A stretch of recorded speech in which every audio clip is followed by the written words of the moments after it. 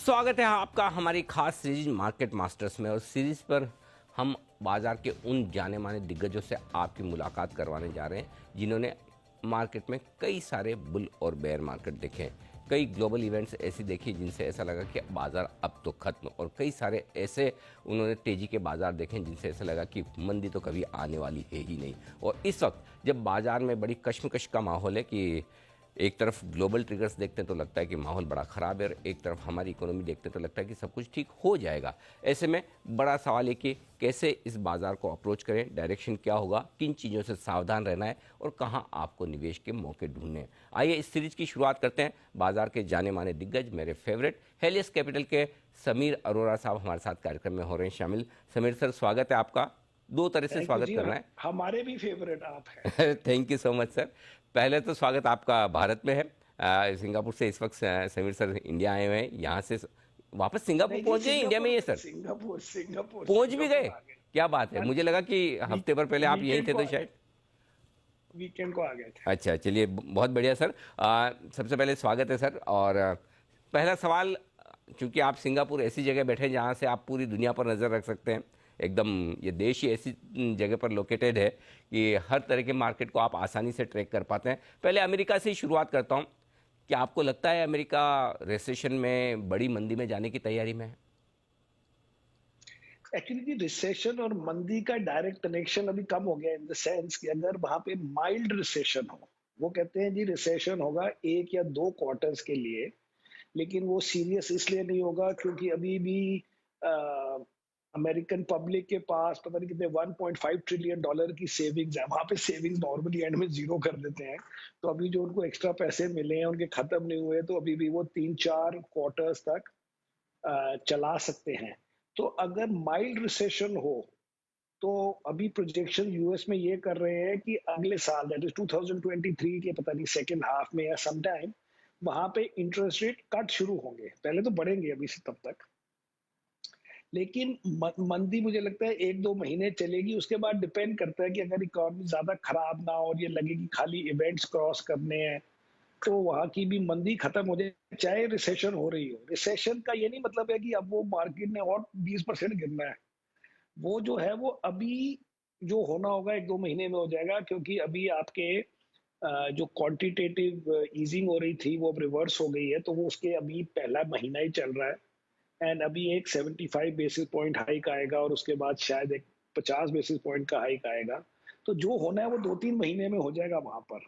तो इसलिए फिर बाद में रिसेशन अनलेस की बहुत डिसअपॉइंट करे कि बहुत ज्यादा बड़ा हो गया, बड़ा डीप हो गया, सालों साल खराब हो गया, जो अभी की एक्सपेक्टेशन नहीं है किसी की, हमारी भी नहीं है। अच्छा सर, आपने तो इतने लंबे लंबे तेजी और मंदी के साइकिल देखे। आमतौर पर 7-7 8-8 साल लगते थे तेजी से मंदी होने में, मंदी से तेजी होने में। ये आजकल हो क्या रहा है? 2020 में भारी मंदी, नहीं जी, नहीं 2021 में बड़ी तेजी, 2022 में वापस मंदी, 2023 में आप कह रहे हैं ब्याज दरें घटना शुरू हो जाएगी तो फिर तेजी हो जाएगी। ये एक एक साल में? नहीं। पहली बात तो ये है कि ये मैं इस साइकिल को 2 साल का नहीं गिन रहा हूँ। जी। क्योंकि जो कोविड रिलेटेड था वो एक एक्सटर्नल शॉक आया, वो हमारी नॉर्मल बिजनेस साइकिल से नॉर्मली जैसे आते हैं, वो अभी भी 7-8 साल के ही गिनने चाहिए। वो कोविड में आपने 1 महीने में मारा, दूसरे महीने में रिवर्स कर दिया। अगर आप उसको नई साइकिल गिनेंगे तो मुझे लगता है वो पूरा ठीक नहीं है। इसलिए आप इसलिए ये मत सोचिए कि अभी इसको 7 साल चलना है, बल्कि अब चल रही है साइकिल। अब बिजनेस साइकिल चल रही है जो interest rate, recession, GDP growth वगैरह गिने, तो ये अगर आप इसको गिने और पिछली जो भी हुई थी, यूएस में तो 8 में हुई थी, तो इसलिए मुझे तो वो अभी एक साइकिल गिननी चाहिए। मुझे लगता है वो कोविड को आप गिने कि कोविड के कारण पिछली साइकिल खत्म हो गई और 15 दिन बाद नई साइकिल शुरू हो गई, ऑल्सो वुड बी रॉन्ग। इसलिए ऐसा इतना नहीं हुआ है फर्क वैसे मेरे हिसाब से। और अगर आप जो कह रहे हैं कि हम जो कह रहे हैं कि यूएस में वो हो जाएगा, तो अगर आप वैसे एक्चुअल बेयर मार्केट देखें, जैसे 2008 की देख लीजिए या 2000 की देख लीजिए, तो उसका जो पीरियड है फॉल का, राइज का नहीं, फॉल का, वो 8-9 महीने साल का ही होता है। अगर आप 2008 में लें तो 2007 दिसंबर में बढ़िया था और 2009 मार्च से फिर शुरू हो गया था। लेकिन उस दौरान वो 50-60% गिर गई थी मार्केट। बट 50-60% बहुत ज्यादा है जो ग्लोबल फाइनेंशियल क्राइसिस में गिरी थी। Normally US markets bear market में करीब 30% गिरती है और अब 30% के आसपास है एटलीस्ट नैस्डैक। इसलिए अब कहते हैं 10-5% शायद गिरना होगा, तो अभी 1-2 महीने में गिर जाएगी या नहीं गिरेगी। बिल्कुल 30% की कोई रूल नहीं है, लेकिन 60 तो बिल्कुल अब नॉर्मल। सॉरी, 60 तो हमारी गिरी थी, उनकी तो उस वक्त भी 30s में ही गिरी थी। Correct sir.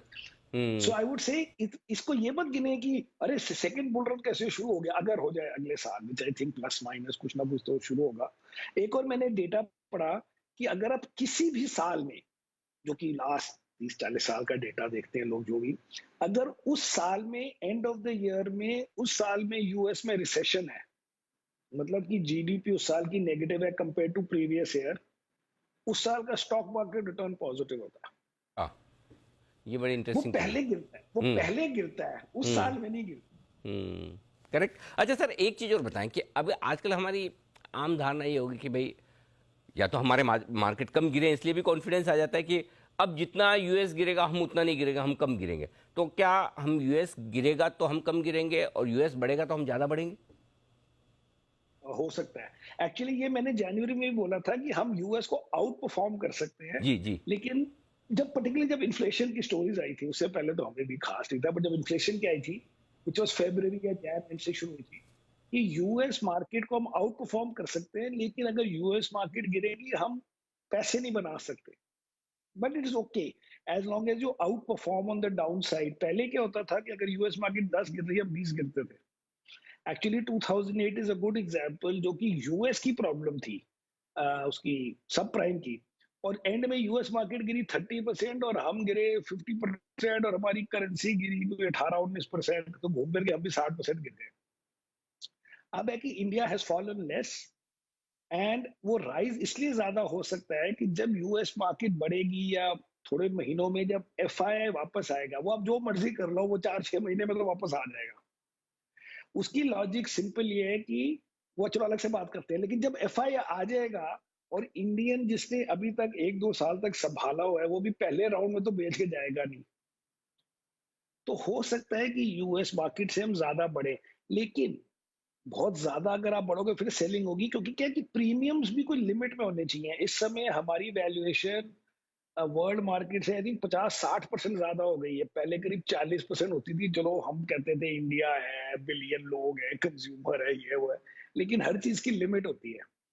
इसलिए आप इंडिपेंडेंट ऑफ द वर्ल्ड बहुत ज्यादा नहीं बढ़ सकते। आपके फेवरेट स्टॉक्स हैं ये आईटी वाले, टेक्नोलॉजी वाले, जो जिनकी बड़ी गहरी पकड़ समझ आपको, और ये नैस्डैक 35% करीबन जो गड़ चुका था, अब थोड़ा बढ़ा है। मुंह में पानी आता है कि बस हम नैस्डैक के स्टॉक्स में तो पैसा लगा ही लेना चाहिए, ये तो बढ़िया इन्वेस्टमेंट हो गया।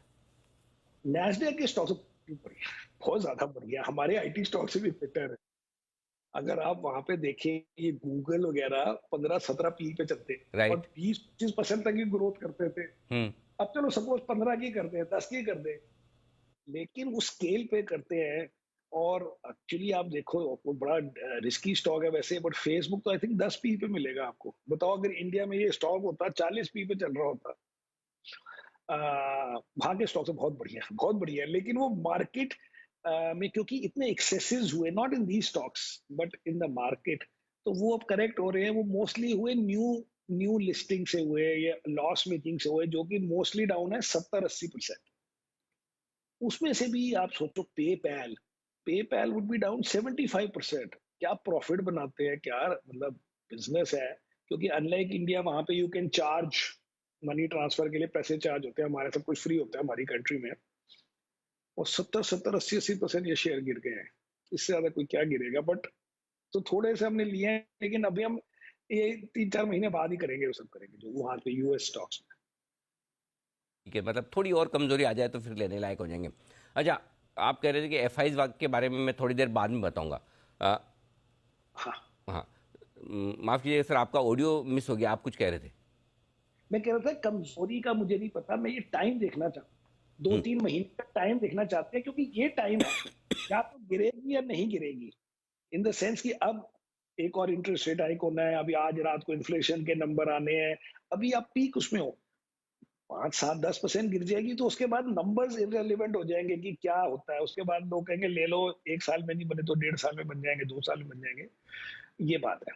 अब सॉरी, अब आप एफआई के बारे में पूछ रहे थे। हाँ जी। हाँ, तो सर कब भेज रहे हैं आप वापस से सिंगापुर से यहाँ पर इन्हें? तो जी मेरी लॉजिक है, मेरे को तो छोड़िए, मैंने कोई सेलिंग नहीं करी।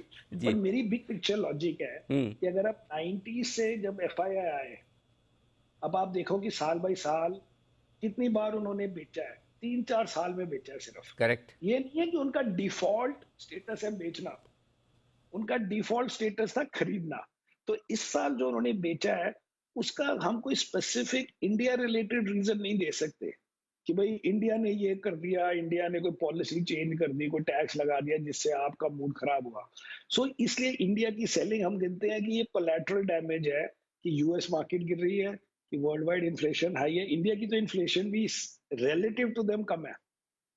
एंड थर्डली आप कह सकते हैं कि चाइना मार्केट गिरी, तो चाइना मार्केट के गिरने से जो लोग इमर्जिंग मार्केट्स में इन्वेस्ट करते हैं, जो एशियन मार्केट में इन्वेस्ट करते हैं, उनको उस मार्केट मतलब पूरे पोर्टफोलियो में नुकसान हुआ। तो फिर उसके फंड करने के लिए आपका इंडिया भी बिक गया। अगर आप एक और तरीके से देखें तो इवन लास्ट ईयर तक, ऑल्दो एफआईआई फ्लोज बहुत बड़े नहीं थे लास्ट ईयर, बट पॉजिटिव थे 4-5 बिलियन, करीब 50-60 बिलियन उन्हीं लोगों ने, उन्हीं एंडाउमेंट्स ने, उन्हीं गवर्नमेंट फंड्स ने, उन्हीं फैमिली ऑफिस लोगों ने हमारी प्राइवेट इक्विटी और वेंचर कैपिटल फंड्स वगैरह में डाले। इसका मतलब है इंडिया की कोई लास्ट ईयर के एंड तक कोई ऐसा स्टोरी नहीं थी कि इंडिया से दुखी हो रहे हैं, डाल रहे थे हमारे एफआई में नहीं डाले तो वहां डाल दिए। सेम लोग होते हैं मोस्टली, एंड में तो सेम ही होते हैं लोग। फ्रंट में अलग है, जैसे मैं पब्लिक मार्केट हूँ, लेकिन वही हमारा इन्वेस्टर अगर प्राइवेट करना चाहेगा किसी और फंड मैनेजर के थ्रू करेगा, बट आ रहे थे। तो इसलिए मुझे लगता है कि जब भी may be 3 months 4 months later जब कुछ काम हो जाएगा और चाइना मार्केट भी स्टेबलाइज हो जाएगी, वो अभी भी बहुत बुरा नहीं कर रही है आजकल, then new life will start, and India was one of their countries जहाँ पे वो डालते हैं और डालते आ रहे हैं, और 25 सालों में खाली 2-3 साल में उन्होंने बेचा है। तो the default has to be that again allocation में इंडिया को भी मिलेगा। ते अच्छा सर बताएँ आपके बारे में, अभी आप बुलिश हैं, बेरिश हैं, न्यूट्रल हैं? मैं जी अभी न्यूट्रल हूँ। हुँ, हुँ, मैं जून एंड से न्यूट्रल हुआ हूँ।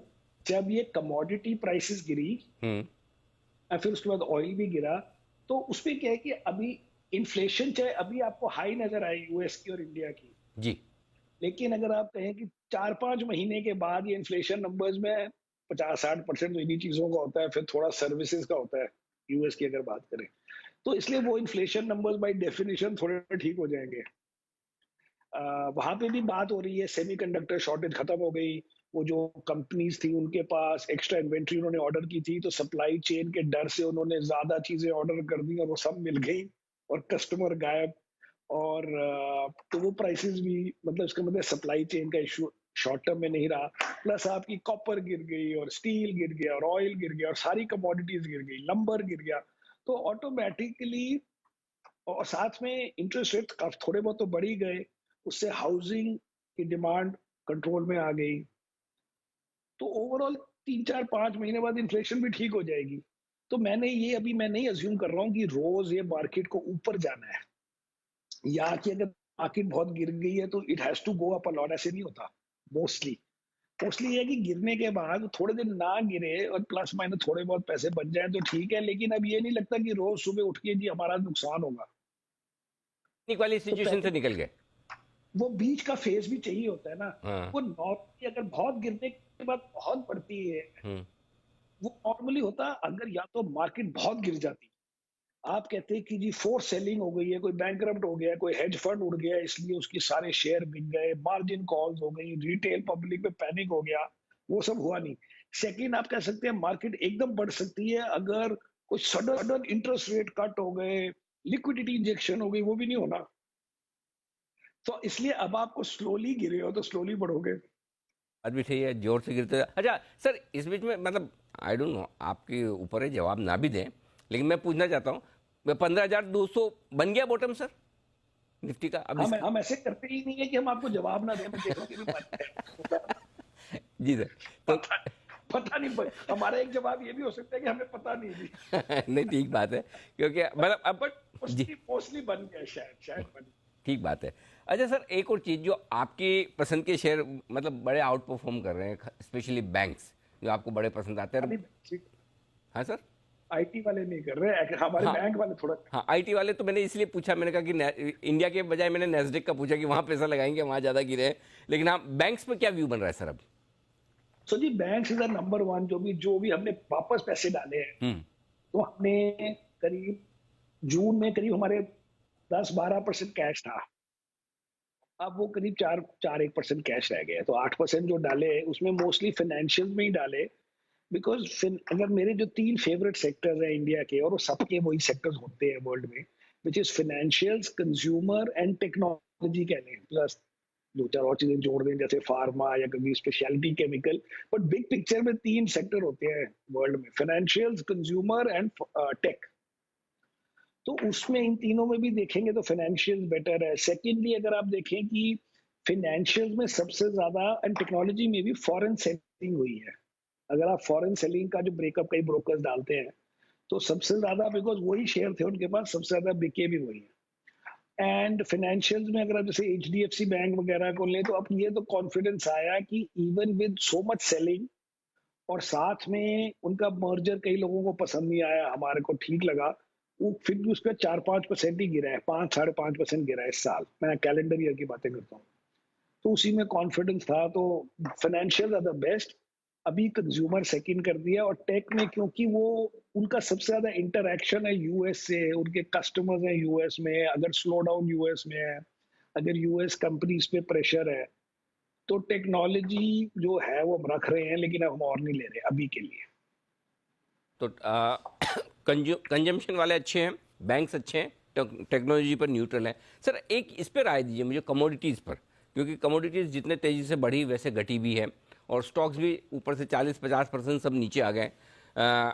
आपकी लिस्ट में है?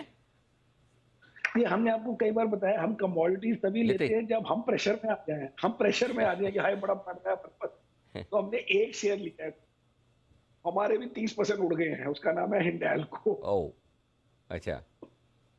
इसलिए दूर ही रहना चाहिए कि ये जो समझ के बाहर है सेक्टर, हम्म। बट है हमारे पास। ठीक बात है। ऑटो और सर। एक और बात है, जी जी। एक सेकंड जी, जी हम सर। बुलिश ही इस पॉइंट पे हुए हैं हम्म। कि कमोडिटीज गिर गई हैं, राइट। इसलिए इन्फ्लेशन के नंबर ठीक हो जाएंगे, इसलिए यूएस का थोड़े दिनों में, मतलब 6-8 महीने में इंटरेस्ट रेट कट होगा, या इंडिया को फायदा होगा। तो इसलिए हम एक एल्यूमिनियम शेयर के लिए कंट्री को वो नहीं करना चाहते, गिरने दो शेयर को, बाकी चलते रहे तो ठीक है। अच्छा सर, क्रूड हमारे लिए बड़ी चिंता की बात है, चूंकि क्या लेवल पर क्रूड आ जाए तो आप कहेंगे इंडिया की इकोनॉमी में हम एकदम परफेक्ट हैं, बुलिश हैं, पॉजिटिव हैं, अब डर निकल गया? वो जी पुरानी कहानी है, जैसे आप स्टॉक मार्केट में बोलते हैं कि क्या हो सकता है, तो कोई फंड मैनेजर बोलेगा 10% गिर जाए ना बड़ी अच्छी हो जाएगी। तो जब 10% गिर जाएगा, लोग कहेंगे 10% गिर जाना बहुत बढ़िया है। तो अभी पता नहीं, मैंने बट इट्स $70-80 और। ठीक बात है। अ, एक और जो सेक्टर बड़ा तेज दौड़ लगा रहा है वो ऑटो सेक्टर है। क्या आपको लगता है कि ऑटो सेक्टर्स की समस्याएं खत्म हो गई, डिमांड स्ट्रांग है, अच्छा इन्वेस्टमेंट है? बिल्कुल भी नहीं जी। सिंपल लॉजिक करते हैं हम्म। कि अभी लोग कहते हैं कि ऑटोमोटिव सेक्टर में अच्छा है कि पास ऑर्डर है, हम्म। 4-5 महीने की वेटिंग लिस्ट है कई, राइट। और साथ में कहते हैं कि सेमीकंडक्टर प्रॉब्लम खत्म हो गई, तो इसलिए अब तो 6 महीने तक सेल अच्छी है। हम्म। अब यही फैक्टर यूएस में भी एप्लीकेबल है, यूरोप में भी एप्लीकेबल है, कि वहां पे सेमीकंडक्टर शॉर्टेज थी, एक कार की सेल्स में वेटिंग लिस्ट थी, कि साथ में सेकंड हैंड कार की सेल्स बहुत बढ़ गई थी, करेक्ट। सेकंड हैंड कार की प्राइसेस बहुत बढ़ गई थी।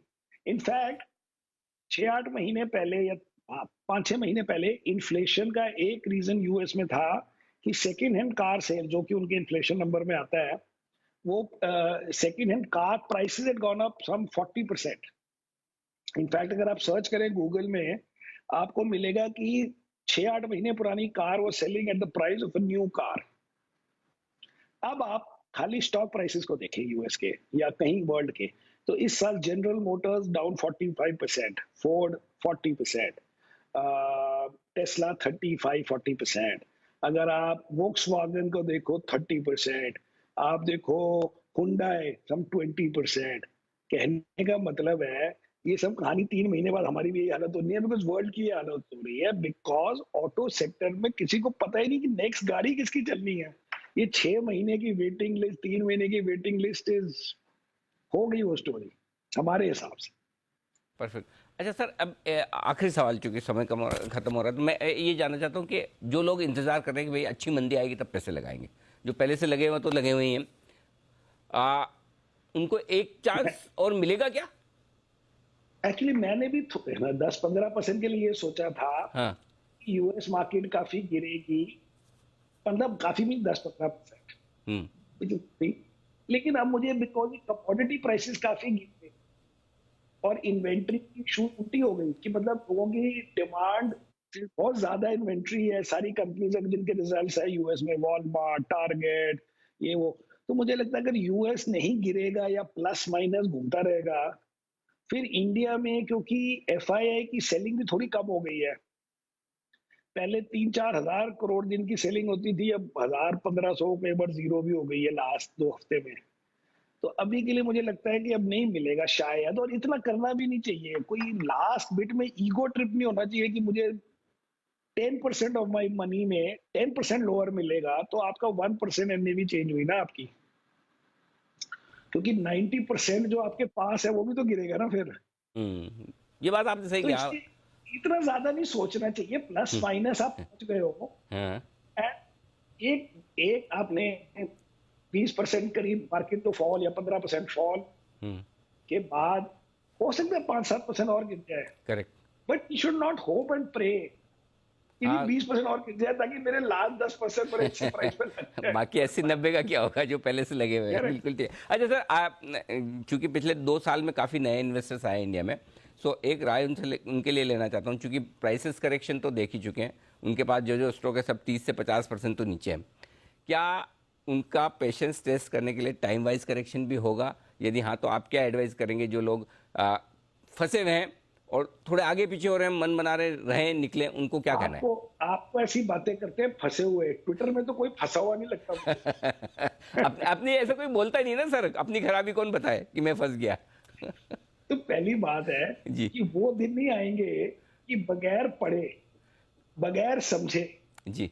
जैसे कि बिटकॉइन वगैरह में, मुझे लगता है एक वर्ड नहीं समझ आया उनको और सब पैसे लगा रहे हैं। हम्म। स्टॉक मार्केट में क्या होता है, ज्यादा नॉलेज मिल जाती है, तो इसलिए आप इतने रॉन्ग नहीं हो सकते जितने आप बिटकॉइन वगैरह में हो सकते थे, क्योंकि उसमें अंडरलाइंग ही नहीं समझ आता था वैल्यू क्या है। तो इसमें हम्बल रहें और सीखें, और ये इसको एजुकेशन फी गिन लें। लेकिन एक्चुअली अगर आप अपनी पूरी लाइफ को गिनोगे तो आपके लिए बेटर है कि एकदम तेजी ना आए, क्योंकि आपने 20 साल 25 साल शेयर खरीदने हैं, आपने सपोज एसआईपी करना है, वो एसआईपी करने में आज ही आपका एसआईपी बढ़ गया तो आज से आपको अगली इंस्टॉलमेंट में ज्यादा महंगे शेयर मिलेंगे, तो क्या इतना फर्क पड़ेगा आपको? यू आर बेटर ऑफ कि मार्केट थोड़ी थोड़ी चले, आपके काफी सारे पैसे इन्वेस्ट हो जाएं और फिर एक जंप आए, या फिर, क्योंकि मार्केट को 20 साल तो वेट नहीं करेगी आपके पैसों के लगाने की। बट ये भी कोई फायदा नहीं है कि आपने अभी आज पहली बार 3 एसआईपी की और आप चाहते हो कि जी मार्केट 20% बढ़ जाए, उससे आपको ही नुकसान है। बिल्कुल ठीक है सर, और आपने कहा कि मार्केट में सीखें, और सीखने की शुरुआत करने के लिए आज से बढ़िया दिन क्या हो सकता है? गुरु पूर्णिमा का दिन है। हाँ, मैंने करेक्ट। और हमारे दर्शकों ने सर, और मैंने भी आपसे बहुत कुछ सीखा है ज़िंदगी में। नहीं, हमेशा thank you से so जब भी much. हमें डायरेक्शन की ज़रूरत होती है हम आपको बुलाते हैं। Thank you so much sir, और आपको Thank गुरु you. पूर्णिमा की बहुत बहुत शुभकामनाएं। ऐसे ही Thank sir you very much. हमें गाइड करते रहें, मार्गदर्शन देते रहें। Thank you so much sir. Thank you. Thank you. तो ये थे समीर सर, एलिस कैपिटल के सिंगापुर से बताते हुए बाजार के डायरेक्शन के बारे में। इस शो में आज के लिए इतना ही, बने रहिए हमारे साथ। नमस्कार।